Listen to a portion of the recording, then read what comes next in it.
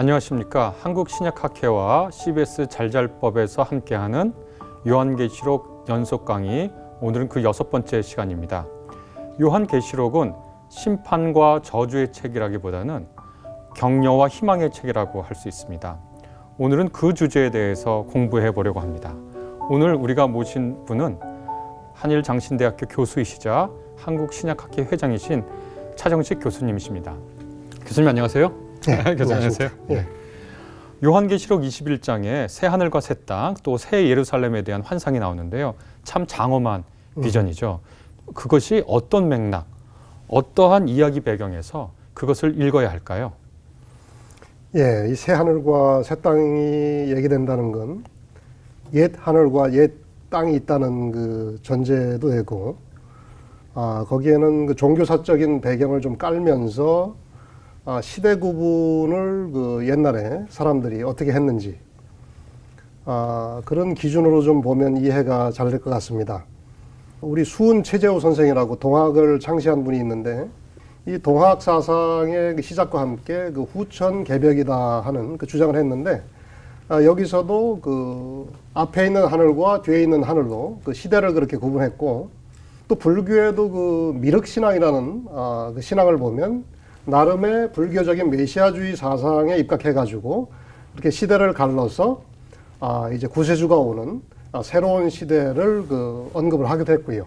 고대 그리스 철학자인 플라톤은 그의 저서 파이돈이라고 하는 책에서 죽은 사람의 영혼이 내세에 가가지고 그 영원한 생명을 누리는 일종의 그 낙원의 또 다른 개념으로 이 요한계시록과 똑같이 새 하늘과 새 땅이라는 말을 히라보로 그렇게 표현을 했습니다. 그래서 이렇게 옛 시대와 지금 특별한 어떤 계기가 있어갖고 새롭게 시작되는 그 시대를 구별하는 이 시대 구별의 개념으로 이 새 하늘과 새 땅도 하나의 은유적인 표현이다라고 이해할 수 있겠고요. 또 사도 바울도 예수님이 이 땅에 오신 걸 기준으로 그 이전을 옛 세대다 해서 이온이라고 이제 히라보로 표현하는데, 또 예수님이 오신 그 이후의 세대는 완전히 새로운 세대다 해서 새 세대, 그렇게 시대 구분을 했는데, 이런 그 연계된 그 맥락에서 새 하늘과 새 땅의 개념을 우리가 이해하면 요한계시록에서 그야말로 많은 그 심판과 저주와 환란이 있고, 그리고 그 뒤에 뭐 천년왕국도 도래하고 마침내 모든 이 땅의 역사가 종지부를 찍고 그 종말 이후에 도래할 완전히 새로운 그 새로운 삶의 터전, 그것을 표상하는 요한계시록의 이 클라이막스에 해당되는 그런 은유적인 개념으로 새 하늘과 새 땅이라는 말을 여기서 사용하고 있다. 그렇게 좀 요약을 해볼 수 있을 것 같습니다. 네. 예. 이제 새 하늘과 새 땅 그 환상 더불어 하늘에서 새 예루살렘 성이 내려오는 환상도 연이어 등장하지 않습니까? 그렇죠. 그런데 이제 아주 문자적으로 생각하면 종말이 오면 이제 모든 구원받는 사람들이 그렇게 하늘에서 내려오는 예루살렘 성에서 살게 된다는 뜻인가? 어떻게 이 환상을 이해해야 할까요? 예, 새 하늘과 새 땅의 그 환상을 얘기하면서 연이어서 새 예루살렘 성의 환상을 그 요한계시록 21장에서 얘기하고 있는데요. 사실 그 분량이 더 크죠. 이것도 역시 문자 그대로 읽으면 그 뭐 예루살렘 성에 사는 사람은 이스라엘 사람 유대인밖에 없을 텐데 뭐 그렇게 봐야 되는가라고 우리가 오해의 소지가 있습니다만, 이 새 예루살렘 성을 이해하기 위해서 역시 옛 예루살렘은 어떠했는지를 우리가 이해해 볼 필요가 있어요. 근데 역사 속에 그 이스라엘 민족의 수도로서 예루살렘은 아무래도 그 다윗 임금이 헤브론에서 예루살렘으로 수도로 옮긴 다음에 그 예루살렘이 다윗성이라 일컬어지고 그 수도로서의 위치가 견고하게 1000년간 지속되면서 많은 그 영광과 치욕의 그 역사를 경험하지 않습니까? 그래서 성전을 세우지만 또 성전이 회파되고 그리고 다시 재건하기도 하고, 이와 같은 영역 가운데 이스라엘 민족의 성전이 있고 다윗 임금의 도성이었던 이 예루살렘 성도 이 요한계시록을 쓸 시점인 주후 한 90년에서 95년경 학자들의 정설을 좀 따르자면, 그때 이미 20여 년 전에 1차 유대 전쟁을 통해서 멸망당하고 파괴되고 폐허가 된 상태였거든요. 또 인간이 만들어 놓은 그 성전으로서의 예루살렘 성전은 앞으로 영원한 그 가치가 없다라고 보면서 하늘에서 내려오는 그 새로운 예루살렘 성, 구원받은 사람들이 살 어떤 그 낙원의 그 터전, 그 센터의 개념으로 이 새 예루살렘 성의 그 환상을 여기서 제공하고 있지 않나. 그리고 또 한 가지 우리가 에스겔서 구약성경 40장에서 43장까지 보면 이 바벨론에 의해서 예루살렘 성이 철저하게 그냥 파괴되고 그리고 나서 에스겔을 통해서 앞으로 재건되고 회복될 예루살렘 성의 환상을 보여주면서 아주 정교하고 정밀하게 측량을 하게 합니다. 그래서 측량과 관련된 그 비전이 에스겔서 요 장에 나오는데 이거 같이 자세하게 나오진 않지만 요 본문에도 보면 이 새 예루살렘 성의 도성의 어떤 기하학적인 구조라든지 그 대략적인 형태라든지 또 그 크기라든지 이것을 측량하는 모습을 볼 수 있는데 이것은 이제 에스겔서의 비전을 포개해서 여기서 재현한 그런 모습을 또 볼 수 있겠습니다. 이런 여러 가지 요소가 이 새 예루살렘 성의 환상을 이루는 나름의 입자로서 이러한 신학적인 또 나름의 신앙적인 또 역사적인 배경을 깔고 우리가 이해할 필요가 있겠다. 그렇게 볼 수 있겠습니다.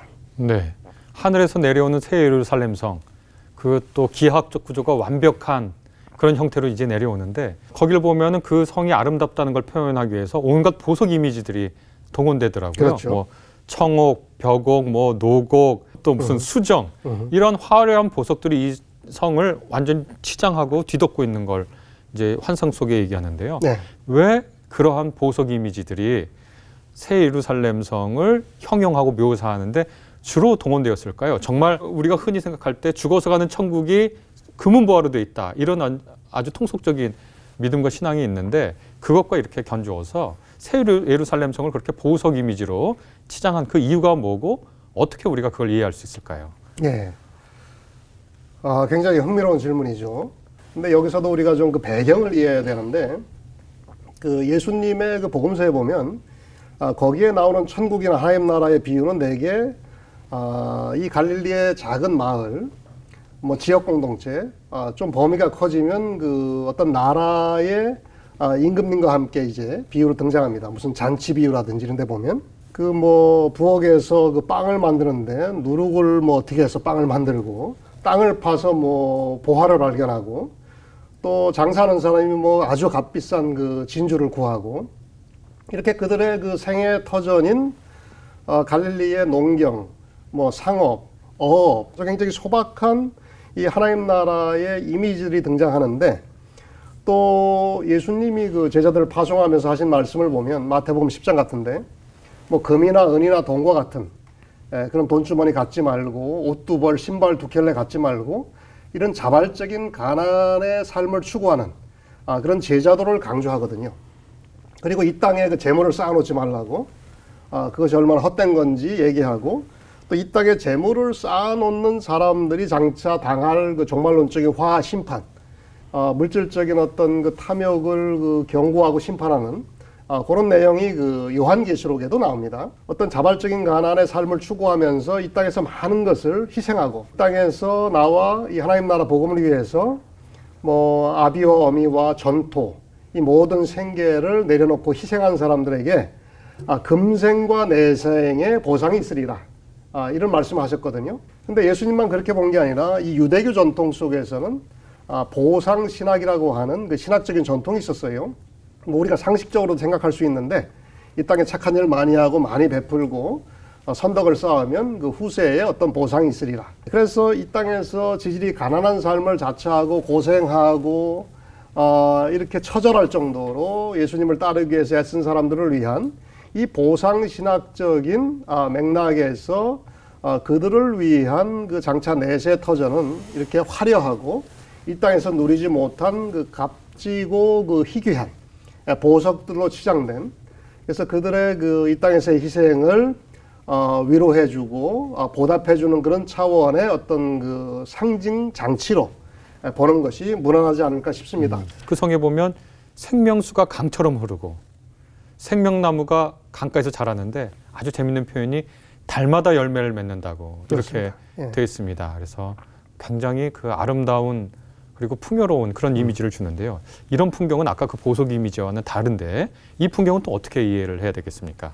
그러니까 이 새하늘과 새 땅의 그 낙원 또는 그 천국, 뭐 새 예루살렘성 우리가 뭐라고 부르는지 간에 장차 구원받은 자들을 위해서 베풀어질 그 내세의 삶의 터전, 뭐 그렇게 보는 게 좀 일반적으로 무난할 것 같은데요.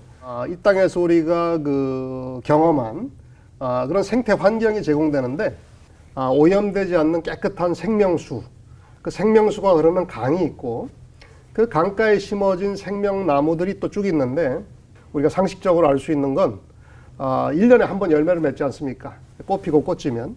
근데 어떻게 된 게 이 생명나무 열매는 매달 열매를 맺는다는 거예요. 따먹으면 다음 달에 또 달리고 또 달리고. 그래서 과일 좋아하는 저 같은 사람은 참 그 이 생명 그 나무에 달마다 열리는 그 과실에 대해서 기대를 안 할 수가 없는 거죠. 그리고 또 그 잎사귀는 마치 뭐 한방 치료제처럼 그 약으로 이제 쓰이는데 개인의 질병을 치료하는 약재일 뿐만 아니라 여기 보면 만국을 치료하는 약이다. 예, 만국의 병들고 온갖 역사 속에 그 상하고 찢긴 그 역사의 상처를 치유하는 이런 그 약재로서 묘사되고 있다는 게 참 중요하죠. 그래서 이렇게 보면 그 내세에 우리가 누리게 될 이 삶에 대해서 요한계시록의 이 비전을 근거로 해서 우리가 살펴보면 일단 개인의 그 안락한 삶을 누리는 그런 차원뿐만 아니라 만민과 만국을 대상으로 하는 공동체적인 비전이 여기 투사되어 있다라고 볼 수 있어요. 그리고 또 여기서도 이런 이미지가 어디서 왔는지 그 자료와 출처와 그 백그라운드를 좀 우리가 살펴봐야 되는데요. 우리가 창세기 2장에 나오는 에덴 동산의 풍경과 좀 이렇게 빗대가지고 이해하면은 이해가 쉽습니다. 거기도 생명나무가 나옵니다. 그리고 우리는 이 생명나무보다 선악과 나무에 더 주목해가지고 인간이 그걸 따먹고 어떻게 타락하게 됐냐, 뭐 그런 얘기를 위주로 해서 풀어내는데 이 생명나무의 역할은 무엇이었냐에 대해서 별로 언급이 없어요. 그래서 요한계시록의 저자는 이 선악과 나무는 이미 그 역할을 다 한 거니까 더 이상 필요 없고 이 생명나무가 어떠한 나무였는지 이 생명나무 이미지를 좀 더 설명하고 그것이 어떤 나무로 장차 회복된 그 새 예루살렘 성과 이 새하늘과 새 땅에서 우리에게 구원받은 자로서 우리의 생명을 풍요롭게 하는지에 초점을 맞추면서 이야기를 풀어가고 있다는 거죠. 특별히 요새 기후변동과 생태환경 오염의 이런 그 심각성 속에서 우리 크리스찬들이 생태적인 그 환경을 지키고 또 회복하는 그런 어떤 신학적인 아이디어, 이른바 생태신학이라고 하죠. 그래서 생태신학적인 그런 나름의 그 통찰을 얻을 수 있는 굉장히 소중한 이미지라고 저는 생각을 합니다. 그래서 온전히 회복된 이런 생명의 이미지와 연계되는 환경과 관련된 비유로서 이 생명수와 또 그 생명수가 흐르는 강과 이 생명나무와 그 실과와 그 잎사귀의 이미지 그런 것을 이해하면은 적절하지 않을까 그런 생각합니다. 마지막 좀 질문을 드리겠습니다. 그럼 이 새하늘과 새 땅, 새 예루살렘이 현재 있는 물리적 세계를 완전히 바꾼 형태로 완전 별천진처럼 임한다는 건지 아니면 그저 우리가 죽어서 갈 수 있는 비가시적 세계를 의미하는지 사후천국을 의미하는지 이런 질문들이 나올 것 같아요. 하늘에서 새 예루살렘이 내려온다 그러고 새하늘과 새 땅을 얘기하니까요. 이것이 저 머나먼 우주 어디에 있는 별천지 그런 걸 가리키나요? 아니면 영적인 실제만을 뜻하는 것인가요? 예, 굉장히 흥미롭고 좀 난해한 질문인데요. 예를 들면 사도 바울이 그 구원받은 사람이 그 부활한다고 그러는데 어떤 몸으로 부활하느냐라고 고린도 교인들이 물었을 때 거기에 대해서 소마 푸니마티콘, 뭐 영어로는 spiritual body라고 번역하고 우리말로는 신령한 몸이라고 번역했는데 뭐 영적인 몸 이렇게 번역해도 될 것 같아요. 근데 이 개념이 참 오묘하지 않습니까? 이 소마라는 건 지금 우리가 살고 있는, 우리가 갖고 있는 이 몸을 가리킬 텐데 그 몸이 변형돼 가지고 푸니마티코스, 신령한 몸으로 변화된다는 거예요. 그래서 이 신령한 몸이 그럼 지금의 우리 몸과 어떻게 다르냐? 예수님의 부활한 몸을 설명한 복음서의 그 부활 이야기에서 우리가 좀 참조해 보면 대체로 시간과 공간의 이 제약을 넘어서는 초월적인 몸. 그렇지만 그 음식도 먹을 수 있고 지금 우리 몸이 행하는 이런 것들도 같이 할 수 있는 몸. 그래서 현재 우리의 몸과 어떤 연속선상에 있기도 하면서 현재 우리의 몸과는 다른 형태로 또 변화된 어떤 초월적인 지금과 현격하게 다른 그런 몸을 가리킨다고도 볼 수 있거든요. 그래서 여기에서 좀 우리가 좀 힌트를 받아서 요한계시록의 이 새하늘과 새 땅 또 새 예루살렘 성의 비전도 좀 추적을 해보면 두 가지 다른 유형의 말씀이 거기 나옵니다. 처음 것들이 다 지나갔다. 처음 하늘과 처음 땅과 이 모든 게 다 없어졌고 또 바다도 더 이상 존재하지 않더라. 이건 뭐예요? 우리가 지금 살고 있는 이 땅이 다 없어졌다는 얘기고 또 우리가 지금 쳐다보고 있는 저 하늘도 완전히 사라졌다는 얘기고 근데 왜 바다가 없어졌다는 건 좀 특이하면서 별도로 언급하냐? 이 구약 성경에서 이 바다의 상징은 혼란과 혼돈, 무질서, 인간의 생명을 끊임없이 위협하는 어떤 그 어둠의 세력으로 대충 표상이 되거든요. 그래서 더 이상 하나님이 다스리시는 그 새하늘과 새 땅, 새 예루살렘 성에서는 뭐 성전도 필요 없지만 이 바다도 더 이상 우리 생명을 위협하는 이 악의 세력으로 존재할 수가 없다. 그렇게 못을 박아둔 것이죠. 처음 하늘과 처음 땅이 다 없어졌다는 건 지금 우리가 사는 이 하늘과 땅하고 다르다는 건데 조금 더 밑에 내려가 보면 뭐라고 나오냐면 내가 만물을 새롭게 하노라는 놀라운 선언이 나옵니다. 여기서 만물을 새롭게 한다는 건 이전의 만물은 다 없어지고 새로운 만물이 창조된다. 이런 얘기하고는 좀 다르겠죠. 기존의 만물, 타락한 만물, 오염된 만물을 회복시켜서 새롭게 갱신한다는 의미가 여기에 담겨 있는 것 아니겠어요? 그래서 이 두 말씀을 좀 조화롭게 보면 우리가 살고 있는 이 땅과 또 저 하늘이 다 없어졌다는 면에서 장차 다가올 새하늘과 새 땅, 새 예루살렘 성은 이른바 비연속성의 세계죠. 연속되지 않는 단절된 세계지만 또 내가 만물을 새롭게 하노라라고 봤을 때는 우리가 살고 있는 이 땅과 또 바라보는 저 하늘, 또 우리를 둘러싸고 있는 자연 만물, 그런 것들이 회복돼서 갱신되는 그런 또 연속성의 차원을 아우르는, 그러니까 비연속성과 연속성의 양면성을 띤 어떻게 보면 좀 역설적인 그런 이미지로 이게 제 해석입니다만 이렇게 새하늘과 새 땅의 세계를 우리가 상상할 수 있지 않을까, 그렇게 생각을 합니다. 또 우리가 하나님도 성경에 보면 초월성이 있다고 하고 우리와는 전혀 다른 전적인 타자로서 초월성이 있다고 하고 또 이 땅의 역사와 우리의 삶의 일상 가운데 구체적으로 임재하시고 간섭하시고 또 도와주시고 인도하시는 이런 내재성, 그래서 초월성과 내재성의 이 하나님의 양면적인 모습을 다 우리가 인정하듯이 성경에 또 우리가 엿볼 수 있듯이 이 새하늘과 새 땅, 새 예루살렘 성의 비전도 우리가 살고 있는 이 세상과 비연속성의 측면과 연속성의 측면, 이것도 그런 맥락에서 보면 우리가 좀 이렇게 포용하는 차원에서 충분히 이해하고 납득할 수 있지 않을까 생각합니다. 네, 감사합니다. 오늘 차정식 교수님의 강의를 통해서 우리의 상상력과 요한계시록에 대한 우리의 이미지를 많이 바꾸게 됐습니다. 요한계시록 하면 뭔가 기괴하고 불, 심판, 죽음, 재난 이런 것들을 많이 상상하게 됐는데요. 그러나 이 강의를 듣고 난 후에 요한계시록이 전하려고 하는 상상력과 이미지 가운데 새 하늘, 새 땅, 새 예루살렘 성, 생명수, 생명나무, 그 푸름과 그 싱그러움과 풍요로움을 생각하게 됐습니다. 이러한 새로운 상상력과 우리에게 주어지는 이 아름다운 꿈의 이야기가 요한계시록에 절정에 있다니 참 고마운 일이 아닐 수 없습니다. 오늘 강의해 주신 차정식 교수님 감사합니다. 감사합니다. 네, 고맙습니다. 시청해 주신 시청자 여러분 감사합니다. 네, 감사합니다.